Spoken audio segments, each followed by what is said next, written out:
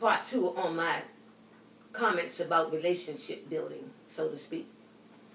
Okay, now, it's good from the outset, before you get too serious, maybe on the second or third date, that you establish whether you have some compatibility. And also if there are some deal breakers out the gate. That way you won't waste your time or their time engaging in someone that you are just not going to be able to make it work with because the deal breakers are glaring. For instance, I'm not saying don't date a felon, someone that has maybe some part-time jobs in the correctional system. But just understand that there are some situations and circumstances that accompany being involved in such relationships. Some of them come out and they do wonderfully. They get their own businesses, they become excellent workers. But some of them, you know, let's face it, the truth be told, they are not going to depart from the game, okay? They're going to stay up in the correctional system rotation. And if you want to be up in there with them, you know, abiding and hanging, you know, then, you know, have at it. But just recognize that, you know, ain't that much fineness in the world for some people. Ain't that much, you know, good sex in the world for some people to be dealing with no felonious people who don't want to resign from the game. And I don't have a problem with, you know, ex-OGs retired from the life. But they need to be retired at length. And I need to see some evidence that they are out of the equation in that arena.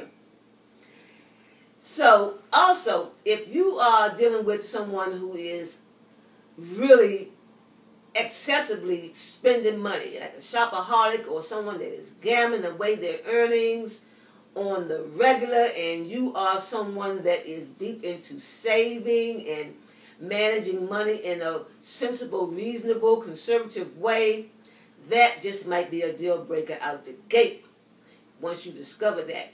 And if you're dealing with someone who is materialistic, every time you turn around, they talking about what they gonna get, what they want, and you know, how many pair of tennis shoes they have, and the women with all these shoes lined up in their closets and boxes overflowing on these shoe racks. That might be a sign of some, you know, habits or addictions that just do not prove healthy for you relative to engaging and connecting with someone on a deep level, going the distance, so to speak. So, like Michael likes to say and likes to believe, that you want to have someone that you can build with, not someone that's going to help cancel subscriptions to your visionary magazine, so to speak. You want someone who has a level head, who has a balanced lifestyle, who is intelligent, who can stimulate you, who can, you know, put you on Front Street when your ass needs to be corrected, and vice versa. You want someone who is not thin-skinned, who is not easily offended. You don't want someone who's going to be bitching and whining all the damn time about little or damn nothing, trivial stuff that has them up in arms. You need someone who can reasonably handle their anger.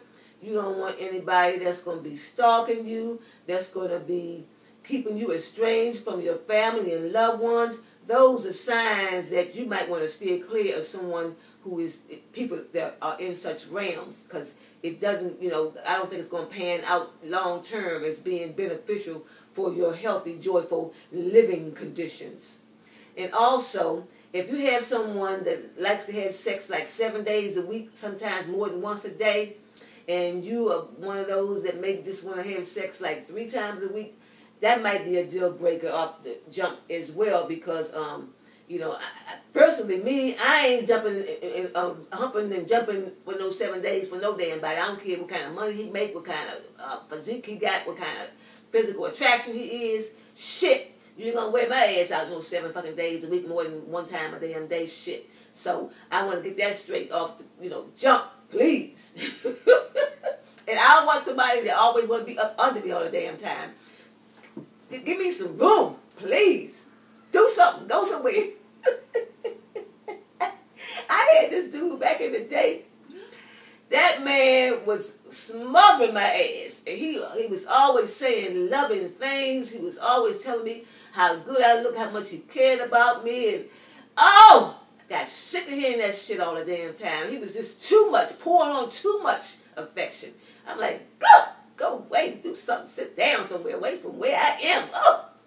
So anyhow, let it be said here that he didn't last long. I think we and him had the little connection sexually one damn time, and I mean, he was making me sick. I'm telling you now.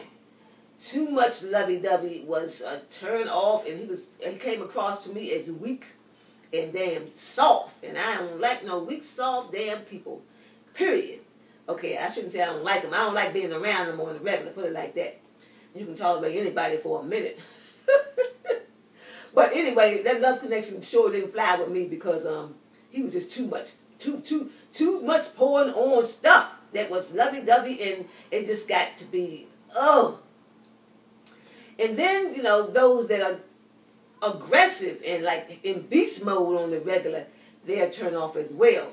Unless you just happen to like it rough as far as your preference. Me, I like a mixture. I like to see the softness. I like to see the firmness. I had this one guy I was dating.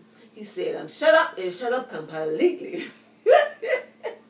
And I had this other dude that he would give me a look, and it'd be like, you know, you better back the fuck off, fall back, Sandra, because you don't want to see what else is coming. And I don't mean he never physically abused me. I don't tolerate physical abuse, but he had a way about him that let it be known you have reached my boundary and you need to fall the fuck back, okay? Or it's not going to be pretty. And he could tell you some things out of his mouth that if you weren't of a strong constitution, you would wilt. He could wilt your ass. Yes, he could. And I respected that about him because he didn't do it excessively. It was just, you know, enough. It was in balance. You know, he was a good man. You know, very, you know, respectful and, you know, giving. And that's another thing.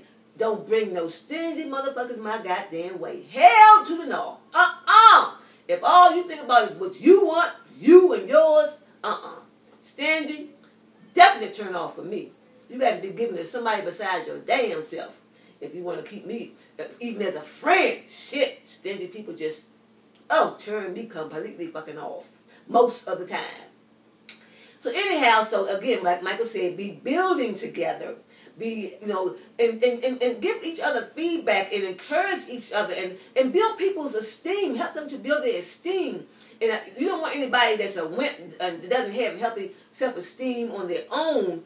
But, you know, just, you know, do things and say things to encourage your partners and things, and not just about their physical aspects, but about their mental capacities and how, you know, you benefit from their stimulating communication skills, and you benefit from their work ethic, and you appreciate that they're hard, responsible workers and put in, you know, their grind in the business world, and seek some business owners. We need more business owners out here.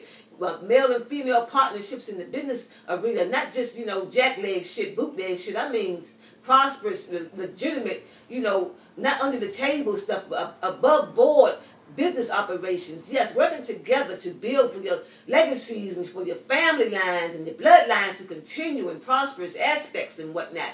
So, you know, have fun, enjoy yourselves, and, you know, too much work and no play, as they say, makes Jack a dull boy.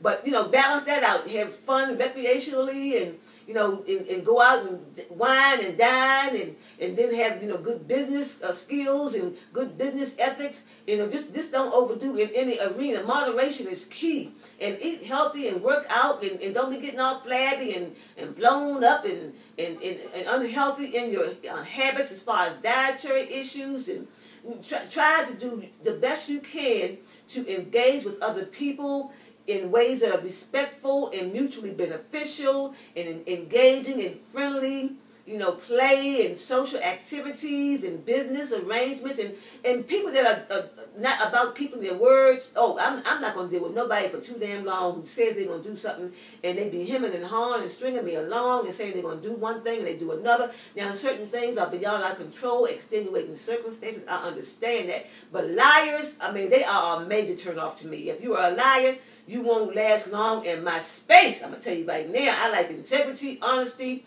loyalty and tell the truth. I don't care if it's not going to be pleasing to me always. Just let it be truthful regardless, and I will get over it some way, somehow. But lying to me is definitely, for the most part, a damn deal breaker. I'm on the record. So, and I think most people appreciate, you know, being told the truth. And some people will lie to you, but they don't want to be lied to. I mean, as they say, do what you want done to you. And don't be surprised if you're disloyal, if disloyalty comes back your way. I had a friend of mine who found his wife was cheating on him, so he cheated on her. Now, I'm not saying two wrongs make a right, but shit, what the fuck, you know? It is what it is. It was what it was. So, you know, if you want decency and loyalty and honesty, you know, be to others what you want them to be to you. Thank you for listening. Bye now.